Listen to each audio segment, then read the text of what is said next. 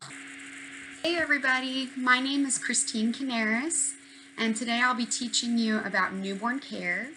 I work on a maternity unit, so one of my topics of expertise is teaching new parents about newborn care. So my target audience would be new parents, and the goal of the lesson is for the parents to feel comfortable caring for their baby. By the end of the lesson, the parents will demonstrate how to bathe a newborn, and also the parents will discuss how to care for a newborn baby. All right, to start the lesson, I have one of the baby dolls from work, and I'm gonna demonstrate some information about how to do a newborn bath.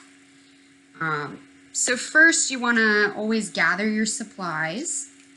So we'll make a list of what you need to have for the newborn bath.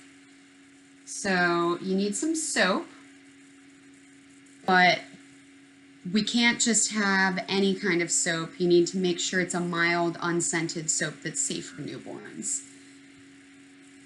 Also, you need some washcloths, and I don't just recommend having one. You should have like 3 or 4 because you'll want a couple for different parts of the baby's body. You'll want to have a fresh diaper handy and also the change of clothes that you want to change the baby into.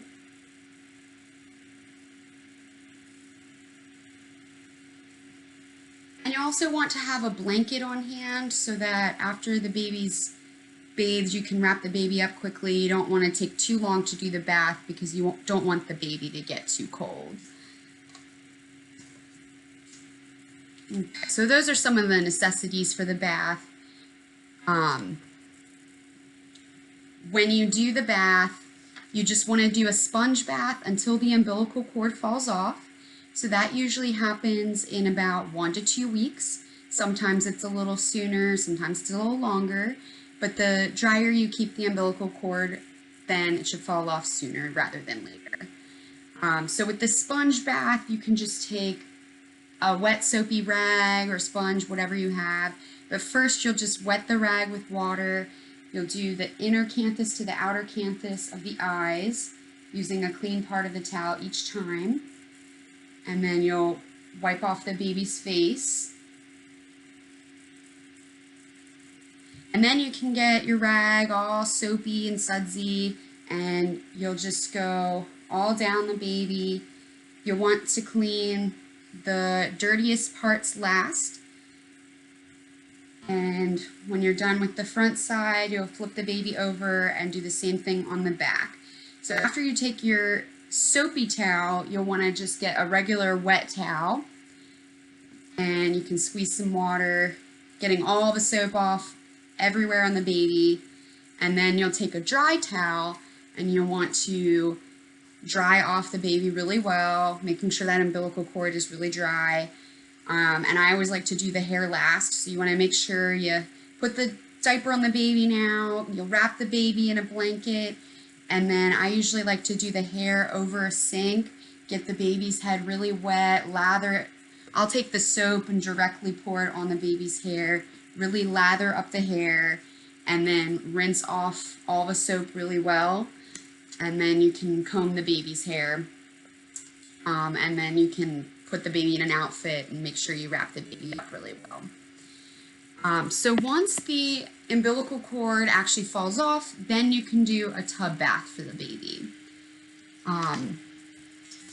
So if you notice anything abnormal with the umbilical cord, you'll want to call your pediatrician.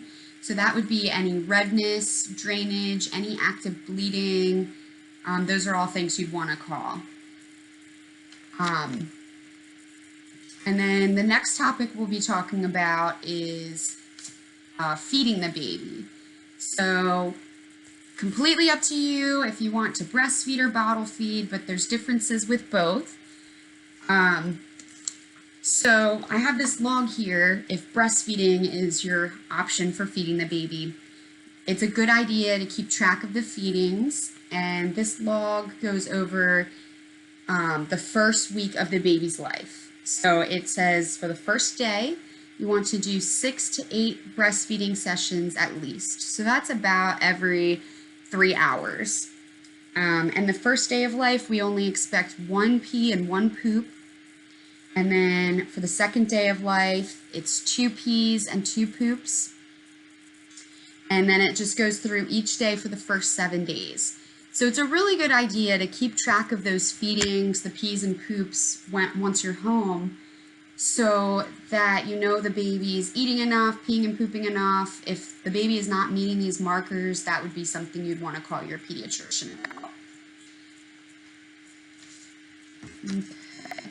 Now, with bottle feeding, the frequency is not as small. So breastfeeding, it's about every 2 to 3 hours. Bottle feeding, you can go longer stretches every 3 to 4 hours because the baby is fuller for longer.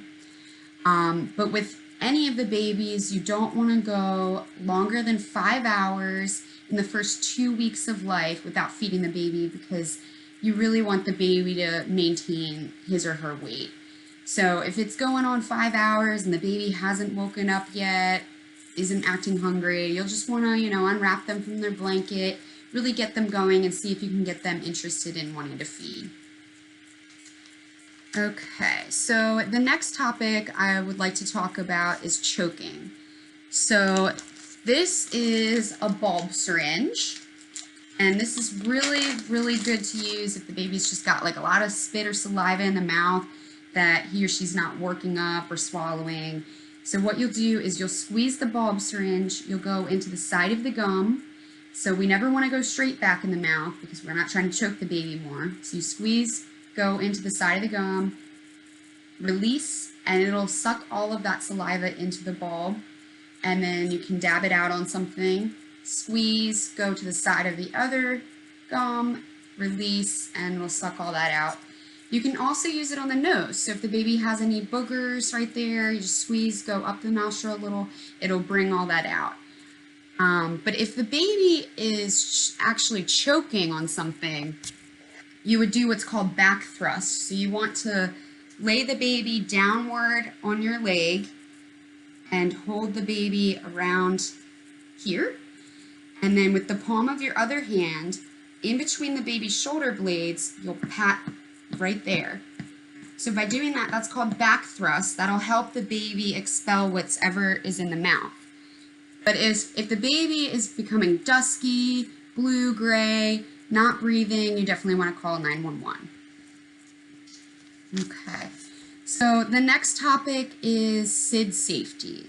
So to reduce the risk of SIDS, you don't want anything extra in the baby's crib, so no fluffy blankets. You don't want there to be anything loose that the baby can choke on. You also want to keep your temperature of your house to a comfortable level. A lot of times people want to keep their house really hot, but actually you don't want the baby too hot or too cold.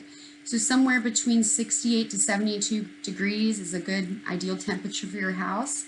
And then also you don't want your baby wrapped up in a million blankets with a hat, everything. We don't want to overheat the baby. So a good rule of thumb is whatever layers you're comfortable in, have the baby in that. So if you're comfortable in some jeans and a t-shirt, you can have the baby in a onesie, and then one extra layer for the baby. So one blanket would be plenty, or a swaddler, whatever you have. Okay, also you don't want to give the baby any over-the-counter medications. So if you think the baby's sick or needs anything, always call your pediatrician if you think the baby needs any medication. So with that being said, if you think the baby is too hot or too cold, you can check a temperature under the baby's arm. So you just want to make sure when you're checking the temperature under the arm, you're not going like this because we don't want the thermometer out the back of the armpit. So always a good idea to go upward like this, hold their arm down so you know that you're getting under the arm. So you'd want to call your pediatrician if the temperature is below 97.6 or above 100.4. Now, if you get a number under here that's really low, really high, or somewhere, you're just like, wow, is that really accurate? The most accurate temperature would be a rectal temperature. And so what you can do is put a little Vaseline or lubricant on the base of the thermometer, and then you would just hold the baby's legs up and you would just go in the rectum, just just about 1/2 inch.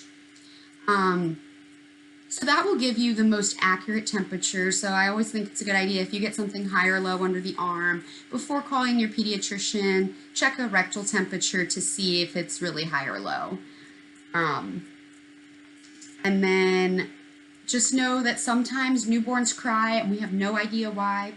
You've checked off your whole list of things you could do for them. You've changed the diaper, you've fed them, you've rocked them, swaddled them, you've done everything you possibly can. You know, just know that if you put the baby in a safe place, maybe they just need time to self-soothe. Maybe it's something we can't visually see. They're just frustrated trying to pass gas, something like that. Just don't drive yourself crazy trying to figure it out, because crying is their only voice and all their needs might be met and they're still crying.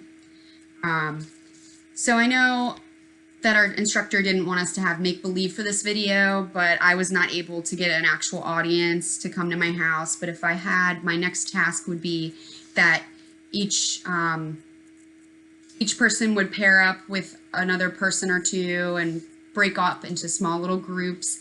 And I would give them, basically this is the newborn checklist, just some information that I went over throughout this video. So I'd give each group this paper, they'd go through it, they'd discuss the newborn care that was presented here in this presentation, and then we'd have time for question and answers if there were any. And that's pretty much it. Thanks for listening to my video, guys.